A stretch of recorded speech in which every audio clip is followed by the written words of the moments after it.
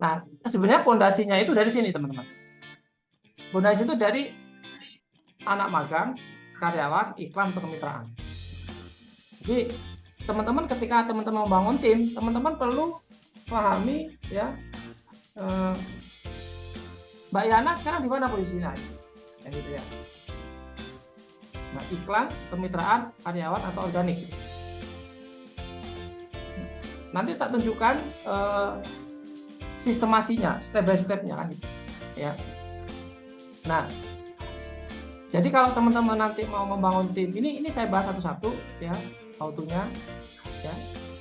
Pertama, anak magang. Nah, saat ini kita udah mulai ke anak magang lagi, gitu ya. Kita udah mulai data sekolah-sekolah. Jadi Mbak Yana nanti data seluruh SMK, ya kan? Nanti kita kerjasama untuk anak magang, Mbak Yana. Kira-kira ruangannya cukup nggak untuk anak magang? Enggak. Hah? Cukup 5 orang? Di luar, cukup di luar. Ya, artinya bisa dikaryakan gitu kan. Nah, ini kita mau eksekusi lagi. Nah, yang kedua, membangun tim organik. Ya. Nah, pertama adalah field vision, misi, budaya, culture, recruitment, development talent. Nah, ini perlu digarap, gitu kan. Nah, salah satu bocorannya ini kalau kita membangun tim. Jadi roadmap-nya itu adalah bagaimana kita membangun tim digital marketing. Itu kita nggak mungkin orientasi kalau kita tidak menciptakan. Gitu. Ya, maka tahapan ketika kita membangun tim adalah menciptakan dulu. Menciptakan itu berarti apa? Ya siapa? Timmu itu sekarang siapa? Ya, kepemimpinan yang proaktif, tujuan bersama, orang yang tepat, tempat yang tepat, dan waktu yang tepat. Ini penting. Orang yang tepat tapi tidak di tempat ya masalah kan gitu. Waktunya nggak tepat, dia berangkat pagi, yang satunya berangkat malam, nggak tepat. Maka PR pertama adalah tentukan siapa ya, timnya. Jadi menciptakan, menyatukan, mengakselerasikan, gitu. Ya kan? Saat ini saya lagi fokus di nomor 2 ke nomor 3. Artinya ada timnya, baru diorientasi. Gitu. Nah, terus yang ke-6 daftar yang ingin dicapai. Yang ke-7 aturan mainnya kayak apa. Ke-8 penyesuaian antar individu. 9 perencanaan, pengembangan, dan realisasi. Nah, tim itu mau dibawa kemana? Nah, jadi ini tahap membangun tim organik gitu kan. Nah, ini yang saya lakukan dulu ketika saya punya karyawan 30. Gitu. Nah, ini kalau mau membangun tim iklan. Nah, saat ini kami juga fokus membangun tim advertiser. Jadi dari 4 membangun tim itu sudah saya coba semuanya. Bahkan saya sekarang sudah punya beberapa mitra, gitu kan. Nah, ini salah satunya adalah siapa digital marketernya, otaknya itu siapa, gitu kan. Konten kreatifnya siapa, copywritingnya siapa, campaign-nya siapa, CS-nya siapa. Gitu. Ini kalau saya bagi 3, sebenarnya ada advertiser, CS, sama konten. Itu yang wajib ada. Jadi advertiser tengah, konten kreator, sama CS. Copywriting sama konten kreator jadi satu boleh. Digital marketer berarti Andanya sebagai owner gitu kan, sebagai owner. Jadi kalau Anda mau membangun tim advertiser, maka gerakan utamanya adalah advertiser. Gitu. Ya. Ini challenging dan saya hampir sekitar setahun ini fokusnya ke iklan gitu kan. Nah, tim-tim saya juga di belakang juga lagi kerja. Nah, ya. Nah, yang keempat kemitraan. Kemitraan itu menjadi penting. Kemitraan itu gabungan dari nomor 1, nomor 2, nomor 3, nomor 4. Ya kan? Ada tim marketing, ada tim operasional, ada tim produksi, tim kreatif gitu kan. Tim IT gitu kan. Artinya luar biasa gitu. Kalau Mbak Yana berarti fokus ngurusin guru, fokus nyari siswa. Gitu. Kalau dimitrakan berarti apa? Setiap kota itu ada cabang Gama Training Center. Itu tugasnya adalah mencari siswa sama mencari guru. Itu pekerjaannya. Maka kalau mencari kemitraan harus ada tim manajemen gitu. Nangkap ya dari sini ya, teman-teman ya. Cukup jelas ya? Ya. Jadi pertanyaan saya, Kalau tim menggunakan kemitraan ada banyak, ada advertiser, ada admin media, ada customer service, ada manajer reseller. Manajer reseller itu sama seperti manajer guru, Mbak Yana. JV partner, terus fasilitator reseller. Ada fasilitatornya, ada manajernya, gitu loh. Jadi ada fasilitator, tugasnya adalah mencari data mitra-mitra itu kira-kira kebutuhannya apa. Di situ ada manajer reseller yang tugasnya menyelesaikan masalahnya mitra-mitra. Gitu. Ada admin data, admin keuangan, pergudangan, produksi, quality control, desain grafis, videographer, copywriting. Nah ini kalau kita bicara umum.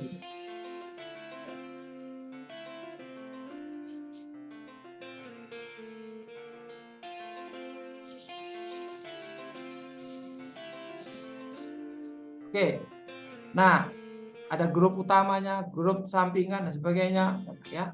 Oke, dari 4 langkah membangun tim ini, kira-kira Anda sudah ada gambaran, kira-kira nanti baru kita masuk ke 11 step membangun timnya, gitu kan. 11 step sistemasinya, gitu kan. Tapi sebenarnya ini dulu pondasinya itu, jangan sampai tumpang tindih gitu, karena ini 4 model bisnis yang berbeda.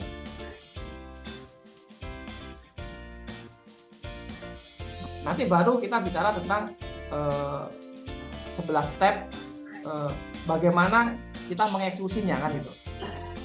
Tapi saya ingin teman-teman paham dulu dari 4 ini kira-kira, ayo kita diskusi. Monggo.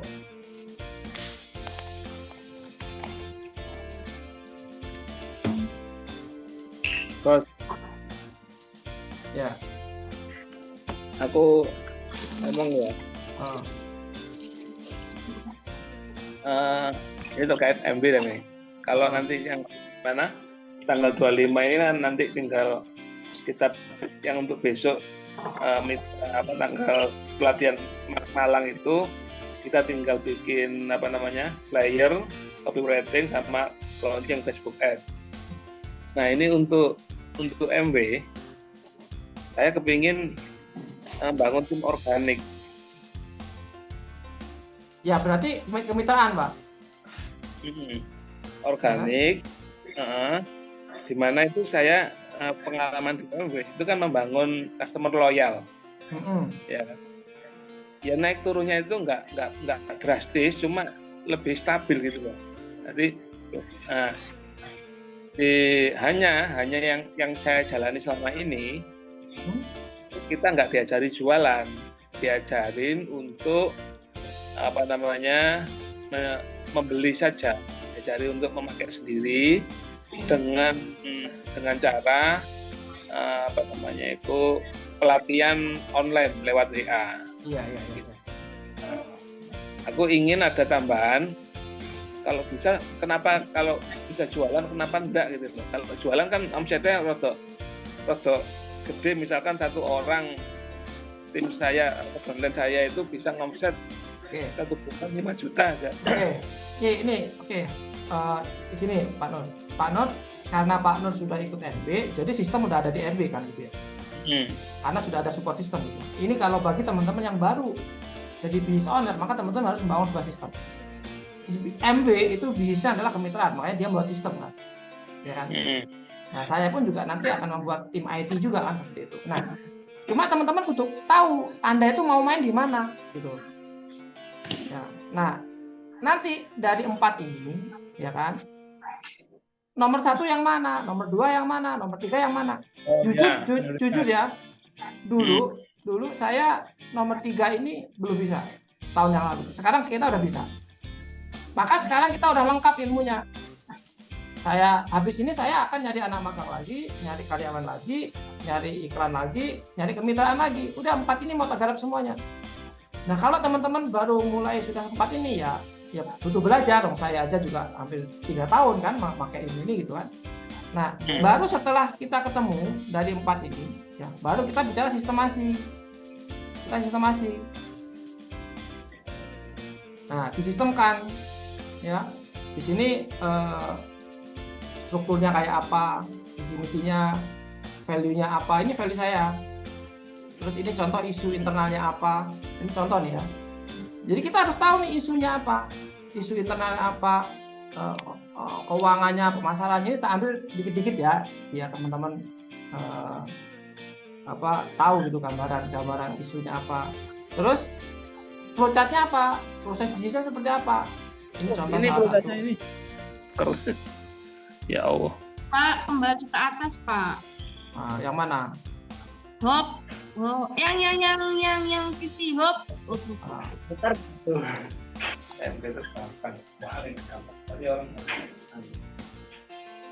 Nah, jadi ini sebenarnya melengkapi dari sini. Nah, tapi sebelum kita masuk terlalu dalam, dari 4 ini ya menurut saya semua kita pakai gitu. Contoh gini, kalau kita menggunakan sistem kemitraan, ada tim internal nggak sih? Harus ada dong. Harus ada. Maka tim internal itu nggak banyak. Misalkan kita punya 5, kayak Mbak Yana. Mbak Yana ini kan sekarang kan gurunya 50, siswanya 150, ya kan? Karyawannya 3. Berarti kalau mau karyawannya itu atau mau mitranya itu 300 siswanya, maka karyawannya 6. Ya kan? Karyawan 10, muridnya 500, masih masuk gitu. Jadi pertumbuhannya itu adalah tim internal ini adalah membina mitra gitu. Menambah mitra, membina mitra gitu, kemitraan gitu. Berarti saya bisa kemitraan gitu model bisnisnya. Nah, sekarang ini kamu kan kemitraan, bedanya kemitraannya dengan guru, bukan sama pemilik lembaga. Oh iya. Sekarang saya tanya, karena gini, kalau kemitraan itu meleverage-nya cepat. Ya. Meleverage-nya cepat gitu. Ya. Karena gini, kalau kita menggunakan karyawan, ketika omsetnya turun, gajinya tetap, benar nggak sih? Nah, makanya kalau kita menggunakan kemitraan, ini variable cost. Karyawan banyak berarti omsetnya banyak, mitra banyak omsetnya banyak. Tapi kan karyawannya tetap, mitranya tetap kan. Nah, ini penting nih. Nah, yang menjadi masalah untuk mendapatkan mitra butuh iklan, benar nggak? Untuk mendapatkan customer butuh iklan. Untuk nyari karyawan tanpa dibayar kita butuh anak magang. Cari karyawan atau tim yang di kantor yang standby kita butuh karyawan yang digaji. Maka 4-4-nya ini adalah metode menurut saya perlu dipakai semuanya. Walaupun kita baru mulai, tapi minimal kita sesuai dengan kemampuan. Itu sih kalau saya. Oke, dari sini dapat ya poinnya ya. Contoh sekarang aku sama Mbak Yana nih bermitra di Blitar. Saya kan nggak perlu sewa tempat, itu nggak Mbak Yana?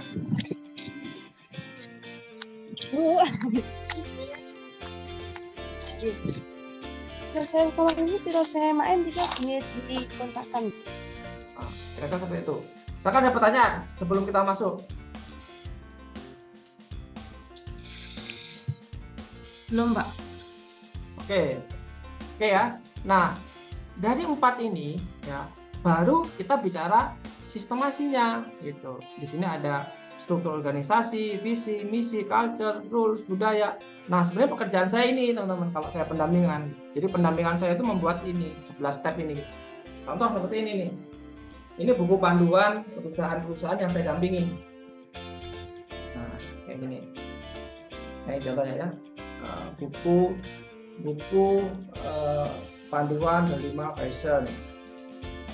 Buku panduan Microsoft. Ini buku-buku isinya ya ini gitu. Jadi ketika ada tim yang bermasalah ya buku punya kamus gitu, kamus perusahaan. Bayangin kalau perusahaan nggak ada goal gimana? Kalau perusahaan nggak ada model bisnis gimana? Kalau perusahaan nggak ada dokumen gimana? Perusahaan nggak ada isi kerja gimana? Kalau perusahaan nggak ada evaluasi gimana? Ini perlu diaudit, teman-teman ya, perlu diaudit. Nah, diaudit tapi kita sudah ada tim yang diaudit. Nah, timnya di sini nih. Gitu. Jadi kalau Mbak Yana sekarang punya 3 tim, maka 3 tim perlu membuat namanya buku panduan perusahaan, gitu. Isinya apa? Ya ini gitu. Goal setahunnya apa, goal selama 3 bulannya apa, goal selama 1 minggu apa, itu ada semua gitu. Dapat ya poinnya ya. Nah, ini contoh visi misi, ini contoh budaya kerja saya, ya. Di sini Oh, Pak, contoh. saya oke. Nah, ini budaya kerja saya, ya. Ya, ada keterbukaan, keberanian, fokus, respect, komitmen, agile. Terus 3 sumbu, spiritual, entrepreneurship, leadership. Penampilan 1, 5, 3, 6. Itu budayanya. Nah, isunya apa? Isu internal sama isu eksternal dibuat nih. Jadi nomor 1 adalah bagaimana kita membuat isu internal eksternal. Ya. Lengkap banget ya. Ini lengkap banget. Ya. Jadi peraturan perusahaan, kontrak kerja, isunya apa, ya. Oke. Terus itu, nah kita buat proses bisnis. Kayak gini proses bisnisnya. Mencari supplier, pengajuan ke owner, ACC, mendatangkan barang, pengajuan ke owner, dan seterusnya ya. Ini salah satu proses bisnis punyanya klien saya ya. Nah, ini contoh optimasi, alur optimasi gitu kan. Jadi semua dijadikan sistem gitu, dijadikan proses gitu. Ini saya ambil satu-satu ya, padahal banyak di kepala saya. Terus di sini ada job desk-nya apa? Misalkan di sini Fitri nih, administrasi, mengisi form tulis harian, membuat ide pengembangan finance, merespon WA center, mengisi form lead baru, penjualan produk, dan seterusnya. Ini salah satu per orang, per admin gitu, buat seperti ini gitu. Jadi ini kalau kita punya 5 karyawan, ya kita membuat 5 job desk. Terus set goal-nya apa? Ya, mulai dari agennya berapa, 1 minggu, sebulan, gitu kan? Keuangannya, action plan-nya apa? Ya, banyak lah ya. Nah, baru kita bicara tentang dashboard. Ya, kita bicara tentang bagaimana membangun perusahaan yang bersistem dan autopilot. Ya, apa? Area development harus ada, sistem development harus ada, people development harus ada, gitu kan? Maka sebelum kita bicara sistem development, ya area development-nya dibuat dulu. Normnya apa? Gitu kan? Ketika sudah membuat norm, maka kita membuat review kontrol sistemnya apa. Kontrol sistemnya apa? Setelah kontrol sistem, kita tahu nih karyawan nggak perform, karyawan perform, ya kan? Habis itu di sini ada penilaian, diagnosis, desain program, training, coaching, menghasilkan penilaian. Baru kita manajemen eksekusi, bisa menggunakan VBX atau menggunakan Scrum. Ya, manajemen eksekusi. Ada laporan ya, ada laporan harian, meeting Zoom, laporan daily, kayak gini misalkan. DAP-nya apa? Sehari apa? Follow up customer. Laporan per 2 jam, laporan publish, laporan konten, rekap omset, laporan dokumen mingguan, ada laporan email, laporan link, laporan fanspage, laporan marketplace, semua gitu kan. Laporan akun, LPJ, setiap bulan ada LPJ-nya. Oke. Terus Bos, yes. Kita punya di sini. Pertama adalah membangun tim dulu. Tim diajarkan mendatangkan leads. Tim diajarkan mengkonversi. Tim diajarkan membangun sistem. Gitu. Jadi ini adalah roadmap-nya. Jadi timnya siapa udah ketemu, ya ada rekrutmen, training gitu kan. Makanya training selama seminggu, training selama 2 minggu gitu kan. Habis itu tim tuh diajari cara bagaimana mendatangkan leads. Ini iklan, SEO, FB Ads, Google Ads gitu kan. Setelah itu tim diajari jago CS, deal maker, CRM, copywriting. Baru 11 langkah ini terakhir ya. Visi misi budaya ini terakhir mensistemkan nomor 1 sampai nomor 3. Otak saya ini banyak ide-ide bisnis karena saya setiap hari mengelola ini gitu loh. Gitu. Makanya saya menyimpulkan ada pola sukses dari mitra-mitra kami adalah mereka keberhasilannya adalah level 1 adalah setelah membangun tim adalah mendatangkan leads. Setelah mendatangkan lead adalah naikin jadi konversi. Setelah bisa mengkonversi baru sistemasi. Kalau kita ini kebalik-balik nggak bisa. Maka sekarang Anda di level mana silakan. Kalau Anda saat ini udah punya tim, ya visi misi harus wajib ada. Ya. Alur proses bisnis harus ada. proses rekrutmen harus ada, proses optimasi IG harus ada, proses optimasi Telegram harus ada, proses optimasi desain harus ada. Gitu. Berarti per sosmed harus ada apa regulasinya ya? Ya iya dong. Itu bedanya bisnis sama pedagang. Nah, sebenarnya saya ingin menyampaikan teman-teman, sebenarnya kalau teman-teman sudah tahu, membangun tim berarti menggunakan empat tadi.